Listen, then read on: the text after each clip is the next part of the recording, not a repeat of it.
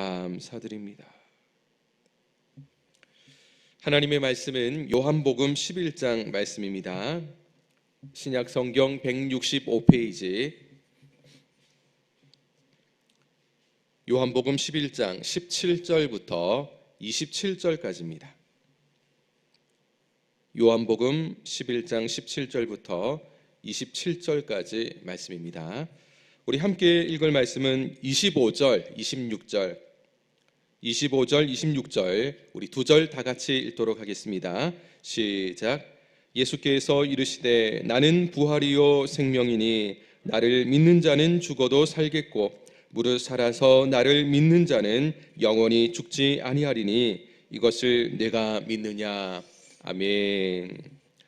어제 말씀에서 예수님께서 사랑하는 나사로가 중병에 걸렸다는 소식을 듣고 예수님이 바로 나사로에게 가셔서 치유의 이적을 행하실 것이라고 생각을 했지만 예수님은 이틀을 머무시다가 가셨죠.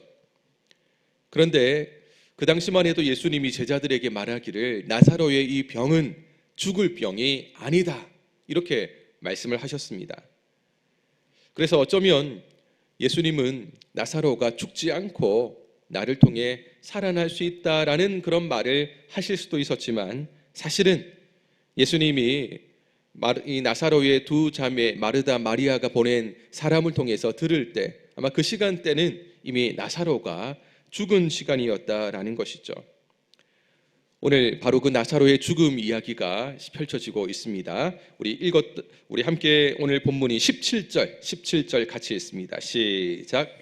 예수께서 와서 보시니 나사로가 무덤에 있은지 이미 나으리라. 팔레스타인의 따뜻한 기후에서는 시신이 빨리 부패합니다. 그래서 유대인들은 죽은 당일에 시신을 매장하는 관습이 있었는데 그렇게 볼 때 지금 나사로가 무덤에 있은지 나으리다라는 것은 죽은 지 나흘이 되었다라는 말과 같습니다. 또 유대인들의 시신을 안치하고 나면 사흘이 지나면 이미 영혼이 몸을 완전히 떠난다라는 것을 믿었다고 합니다. 그렇게 볼 때 지금 나흘이죠. 사흘도 아니고 하루 지난 나흘이 되었습니다. 완전한 포기와 절망을 상징한다고 볼 수가 있습니다. 거기에 이미 나흘이라라고 말씀한 것처럼 이제는 더 이상 정말 아무런 기대가 없는 나사로는 완전한 죽음을 이루었다라는 것을 성경은 말씀을 하는 겁니다. 18절과 19절 우리 두 절 같이 읽습니다. 시작. 베다니는 예루살렘에서 가깝기가 한 오리쯤 되매 많은 유대인이 마르다와 마리아에게 그 오라비의 일로 위문하러 왔더니 유대인들은 상을 당한 집에 찾아가서 죽은 자에게 대한 존중과 애도의 표시를 굉장히 중요하게 생각하지만 그 이상으로 유족들에게 남은 유족들에게 마음의 이 진심을 담은 위로와 격려의 뜻을 나타내는 것을 아주 큰 미덕으로 삼았다고 합니다. 나사로의 장례식에도 지금 예루살렘에서 많은 사람들이 왔다고 기록하고 있는데요. 사실은 죽은 자를 위로하고 격려하는 것이 아니라 장례는 살아있는 남은 유족들을 위로하는 시간 아니겠습니까? 많은 사람들이 마르다, 마리아 이 두 자매를 위로하고 격려하기 위해서 왔다는 것을 볼 수 있습니다. 그리고 많은 사람들이 예루살렘에서 왔다고 했으니 아마도 나사로 가정은 당시에 이 유대 지방, 특별히 예루살렘에서 많은 사람들에게 좀 알려진 가문이거나 아니면 좀 높은 고위 관직에 있는 사람들과 좋은 관계를 맺고 있는 가정이 아니었을까라는 추측을 해볼 수가 있습니다. 그런데 결과적이지만 나사로가 죽었다가 이제 예수님이 살리시는 기적을 펼치실 건데요. 결국은 이 사람들이 평소에 예수님이 행하시는 기적을 이런 놀라운 기적을 볼 수 있을 때가 죽음이 아니면 일어날 수가 없는 것이죠. 나사로가 죽었기 때문에 이런 일이 생기는 겁니다. 이미 예수님은 질병에 걸린 많은 사람들을 고친 그런 역사의 일들을 많이 행하셨습니다. 그러나 이렇게 죽었다가 완전히 죽었다가 다시 살리시는 바로 이 장면은 쉽지가 않은 거죠. 예수님은 나사로의 죽음을 통해 결국 하나님의 영광을 나타내기 위한 것이라고 말씀을 하셨듯이 결국 예수님께서 죽은 나사로를 찾아왔고, 그리고 많은 조문객들이 죽은 나사로의 가정에 왔기 때문에 그들은 예수님이 나사로를 죽음 가운데서 살리시는 장면, 이 놀라운 장면, 이 기적을 목격할 수 있는 놀라운 기회를 가질 수가 있었다라는 것입니다. 우리 본문 20절입니다. 20절 가셨습니다. 시작. 마르다는 예수께서 오신다는 말을 듣고 곧 나가 맞이하되 마리아는 집에 앉았더라. 예수님이 이제 정말 오신다는 소식을 들었습니다.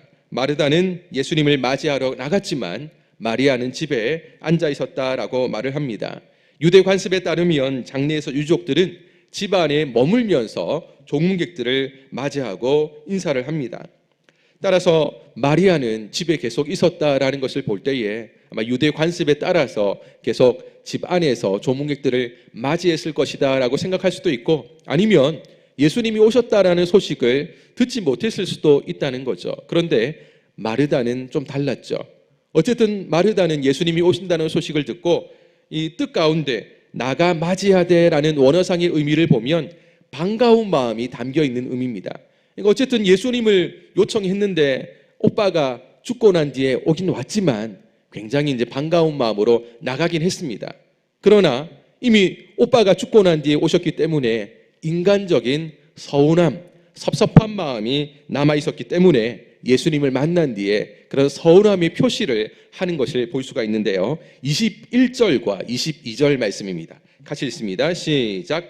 마르다가 예수께 여짜오되 주께서 여기 계셨더라면 내 오라버니가 죽지 아니하였겠나이다. 그러나 나는 이제라도 주께서 무엇이든지 하나님께 구하시는 것을 하나님이 주실 줄을 아나이다. 아멘. 마르다는 예수님을 만나자마자 예수님 좀 빨리 오셨더라면 우리 오빠가 죽지 않았을 것이다, 이런 하소연을 하면서도, 그러나 예수님 이제라도 주께서 원하시는 것을 하나님이 이루어 주실 것이라는 그런 믿음, 소망이 있다라는 것을 마르다가 예수님께 표현하는 것을 볼 수가 있습니다.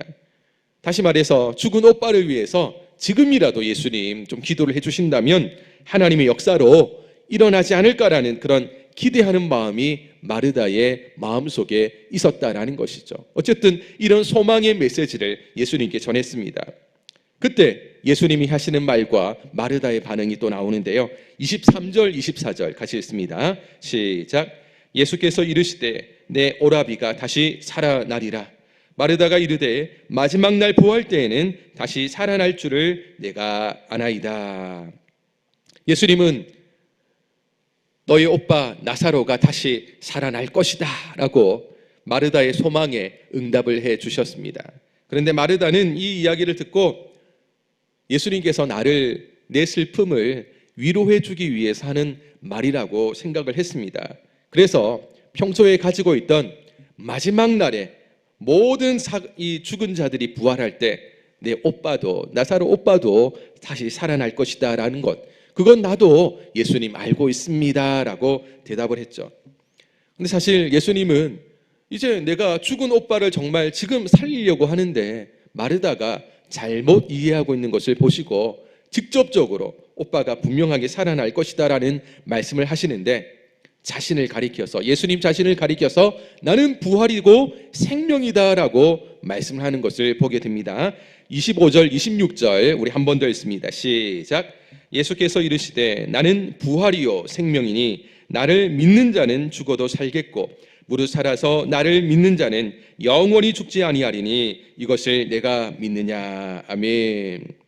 나는 부활이요 생명이다 라고 선포하신 예수님은 이 땅에 정말 죽은 자의, 죽고 난 뒤에 모든 것이 끝나는, 그래서 절망 가운데 빠질 수밖에 없는 모든 사람을 향해서 부활의 소망을 가지고 온 메시아이심을 분명하고 구체적으로 밝혀주셨습니다. 여러분, 예수님 이전에 누가 이런 일을 경험하겠습니까? 죽으면 끝이다라고 생각을 하고 지금도 수많은 사람들이 죽고 나면 그 죽음에 대해서 너무 마음 아파한다는 것이죠. 예수 믿는 사람의 장례식과 예수 믿지 않고 돌아가신 사람들의 장례식을 가면 완전히 다릅니다. 그야말로 이 세상의 죽음이라는 것이 모든 이별을 뜻하는 것처럼 생각을 하는 세상의 많은 사람들은 이 죽음이라는 것을 받아들이기도 싫고 힘들지만 마지막 순간 장례식에 화장을 하든지 하는 그 마지막 때에 보면 정말 이것은 눈을 뜨고 볼 수가 없는 것이죠. 그런데 예수 믿는 사람들 어떻습니까? 이런 죽음 가운데서도 이 죽음이 끝이 아니라는 것을 알기 때문에, 왜냐하면 이미 성경에 예수님께서 죽었다가 부활하신 이 놀라운 메시지를 우리는 확실히 믿기 때문에, 많은 사람들은 죽고 난 뒤에 내 아버지가, 내 형제가, 내가 알고 있는 내 사랑하는 사람들이 죽고 난 뒤에 이제는 천국에서 영원한 생애를 살 것이다라는 확신을 우리가 가지기 때문에, 그것을 믿기 때문에 우리는 이 장례식 가운데도 서로 때로는 웃으면서 한마디 위로를 해줄 수도 있는 것이고, 또 그 사실에 대해서 우리가 전혀 이상하게 생각하지 않고 또 감사함으로 받아들일 수도 있는 것이죠. 예수님은 바로 그 사실에 대해서 내가 부활이고 생명이다라는, 내가 메시아로 이 세상에 왔다, 죽은 자들을 다시 살리러 왔다, 그리고 살아서 믿는 자들도 다시 영원한 생명을 누릴 것이다 라는 이 메시지를 분명하게 전달을 해 주셨습니다. 그런데 아직까지 마르다는 이 사실에 대해서 완전히 깨닫지를 못하죠. 이 놀라운 고백을, 예수님의 말씀을 듣고 난 뒤에 어쨌든 마르다는 예수님의 이 말씀을 통해서 신앙 고백을 한마디 합니다. 27절, 오늘 본문의 마지막 절인 27절 같이 읽습니다. 시작. 이르되 주여 그러하외다. 주는 그리스도시요 세상에 오시는 하나님의 아들이신 줄 내가 믿나이다. 아멘. 예수님께서 제자들에게 사람들은 나에 대해서 어떻게 생각을 하느냐, 이런 질문을 하시다가 제자들에게 이 질문을 하셨을 때 베드로가 주는 그리스도시요 살아계신 하나님의 아들이십니다 라는 이 유명한 신앙 고백의 말을 했던 적이 있습니다. 오늘 마르다도 동일한 그런 고백을 하죠. 부활이요 생명이다 라는 예수님의 말씀 가운데, 맞습니다, 주님은 그리스도시고 세상에 오시는 하나님의 아들이신 줄을 내가 믿습니다 라는 분명한 신앙 고백을 합니다. 그런데 한편으로는 좀 불완전한 고백이기도 했죠. 왜냐하면 예수님은 자신을 가리켜서 부활이요 생명이라고 말씀하셨을 때, 마르다는 하나님의 아들이요 그리스도이신 예수님이 장차 부활의 때만 다시 살아나는 것이 아니라 지금 당장이라도 죽은 자를 살릴 수 있는 능력이 있는 분이라는 것을 아직까지는 몰랐기 때문입니다. 지금 예수님은 오빠를 살리려고 왔는데, 비록 나흘이나 되어서 많은 사람들은 이제는 더 이상 아무 손을 쓸 수 없는 완전히 죽었다라고 생각하는 그 나사로에 대해서 예수님은 기적을 통해서 살리려고 왔는데, 그러나 마르다는 그 사실에 대해서는 아직까지 생각하지도 못하고 믿을 수가 없다는 것이죠.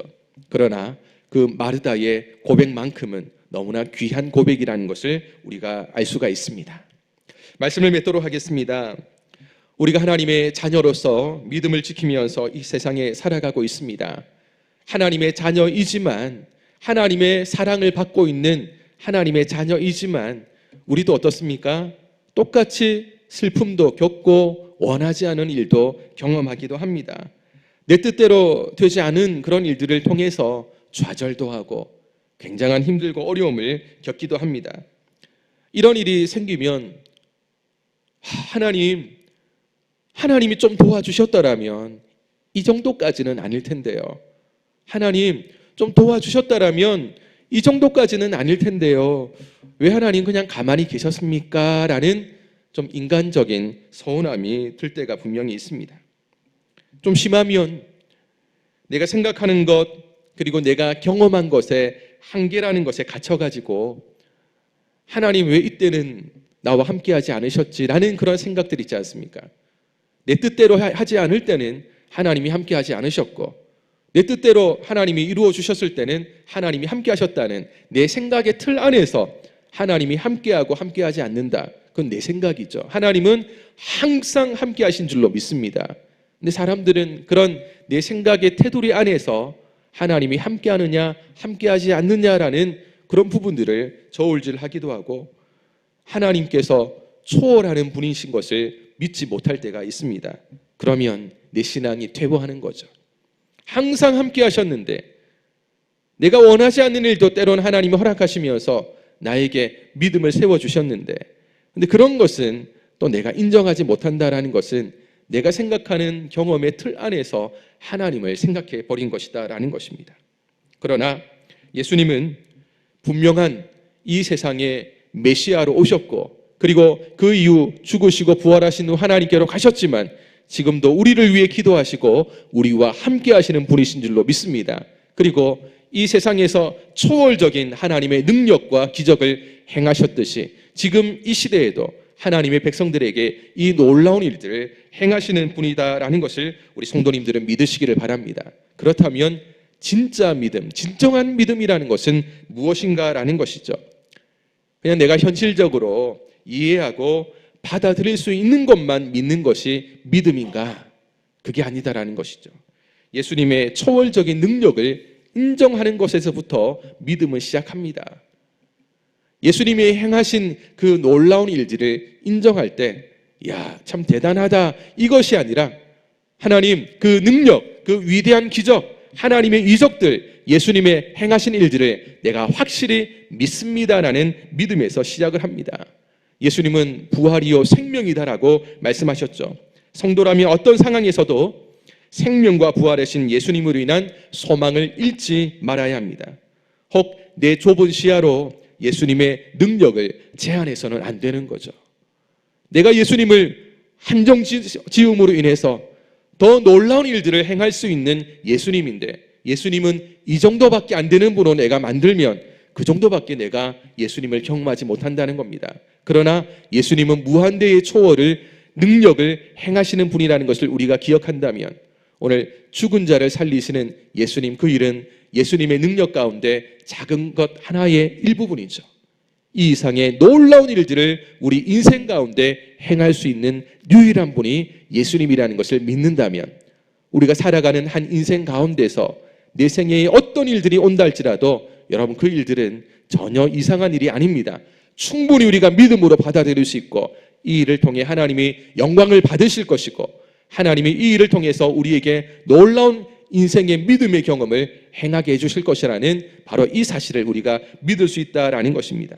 그래서 오늘 우리의 생각, 우리의 상식, 바로 이것을 예수님께 맞추어서, 내 생각이 아닌 예수님께 맞추어서 초월하는 하나님의 능력이 우리 주님께 있고, 나는 그 주님을 믿는 하나님의 자녀로서 오늘도 그 놀라운 하나님의 행하실 일들을 오늘도 경험할 수 있는 복된 하루가 될 수 있도록 이 새벽에 기도하기를 원합니다. 무엇보다 2021년도의 마지막 날 새벽을 우리가 맞이했습니다. 이제 이 하루는 24시간도 남아있지 않습니다. 하나님 앞에 이 하루를 돌아보면서 지난 우리의 1년의 믿음을 돌아볼 수 있기를 원합니다. 또 내 인생의 믿음의 시간들을 점검해보는 좋은 시간들을 가질 수 있기를 바랍니다. 하나님께서 기뻐하시는 우리의 믿음의 모습들이 많이 있었다면 더욱더 이런 모습들이 견고한 믿음이 될 수 있도록 하나님 앞에 더 가까이 나아가야 될 것이고요.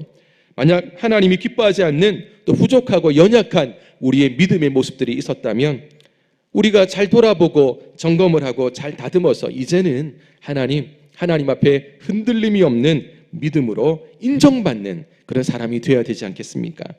오늘 이 시간 기도로 이 하루를 시작하면서 온종일 주님과 동행하는 하루가 되어지기를 원합니다. 그리고 오늘 저녁에 송구영신 예배를 통해서 하나님 앞에 믿음으로 한 해를 마무리하면서 새로운 해를 맞이함으로 그 어떤 시간들보다 하나님으로 인한 소중한 시간들을 가지심으로 하나님께 영광 돌리는 복된 하루 되시기를 예수님의 이름으로 축원합니다.